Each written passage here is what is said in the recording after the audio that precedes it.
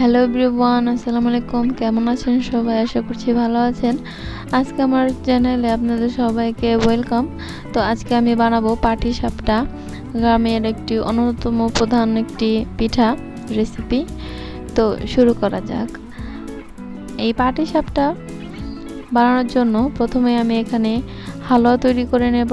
এর জন্য আমি এখানে 1.5 লিটার দুধ জাল করে নিয়েছি। এরপর এখানে আমি দিয়ে দেব 2টো তেজপাতা, 2টো এলাচ ও 2টো দারচিনি।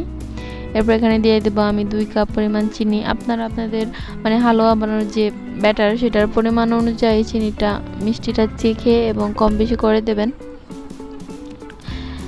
এরপর এটাকে আমি প্রায় 20 থেকে 25 মিনিট জাল করে নিব। জাল করে এটাকে আমি ঠান্ডা হতে দেব। এরপর এখানে আমি ফ্রাই প্যান বসিয়ে দিয়েছি। এখানে আমি সুজি করে নেওয়ার জন্য চালের গুঁড়োকে আমি ভেজে নেব। আপনাদের যদি রেডি সুজি থাকে বা প্যাকেট সুজি থাকে, বাজারে পাওয়া যায়, সেটা ব্যবহার করতে পারেন। কিন্তু আমার কাছে চালের গুঁড়ো ছিল, তো এটাকে আমি একটু ভেজে নিলেই সুজি হয়ে যাবে।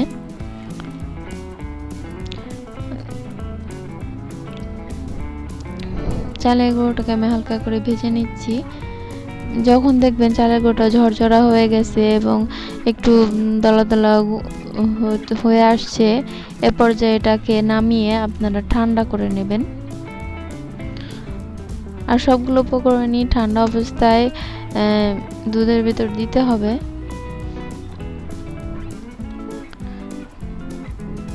তো এ পর্যায়ে সুজিটা হয়ে গেছে, আমি এটাকে নেড়ে চেড়ে ঠান্ডা করে নেব।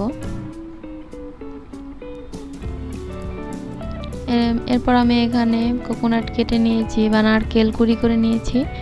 এরপর এখানে দুধটা ঠান্ডা হয়ে গেছে, এখানে আমি প্রথমে নারকেল কুড়িগুলো দিয়ে দেব। আমি এখানে 2টো নারকেল ব্যবহার করছি, আপনারা চাইলে কমও দিতে পারেন, আপনাদের স্বাদ অনুযায়ী এটা ব্যবহার করবেন। এরপর এখানে আমি সেই সুজিগুলো দিয়ে দেব।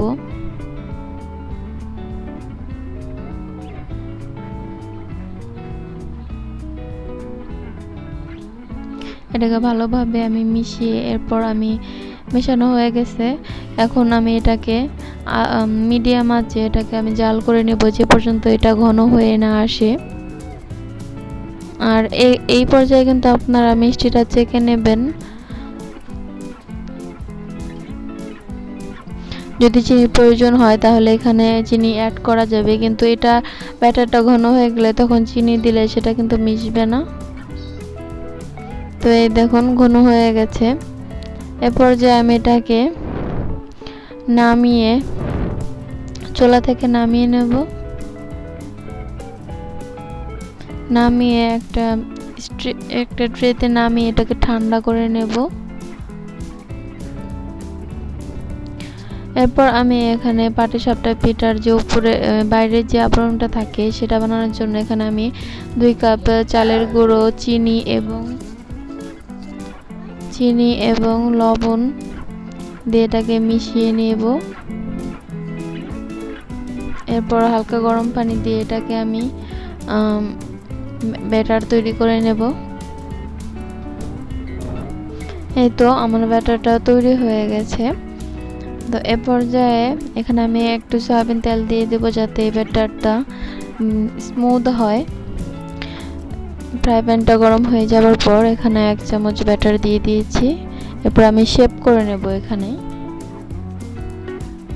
এরপর 2 মিনিটের জন্য এটাকে আমি ঢাকনা দিয়ে ঢেকে দেব। 2 মিনিট পর এখানে আমি হালুয়াটা দিয়ে দেব। আপনারা ভিডিওটা ভালো করে লক্ষ্য করে দেখতে পারবেন।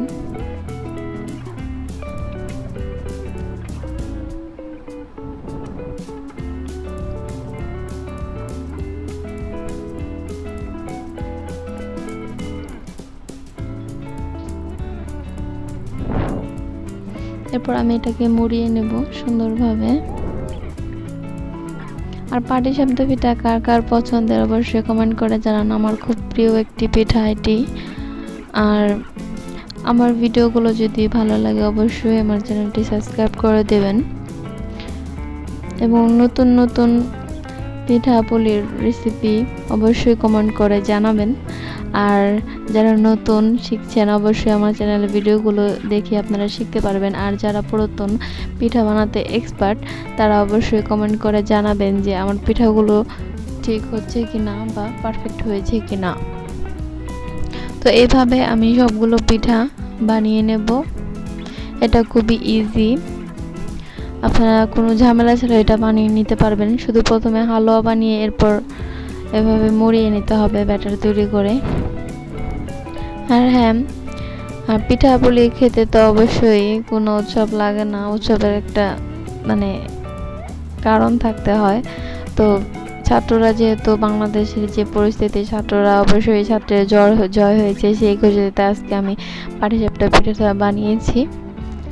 আর হ্যাঁ, সবাই ছাত্রদের জন্য দোয়া করবেন, দেশটা যেন ঠিকভাবে চলতে পারে, দেশের সব কিছু যেন পুনরায় আবার ঠিক হয়ে যায়। তো আজ এ পর্যন্তই। আর আমার ভিডিওগুলো ভালো লাগলে অবশ্যই আমার চ্যানেলটি সাবস্ক্রাইব করবেন। সবাই ভালো থাকবেন। আল্লাহ হাফেজ।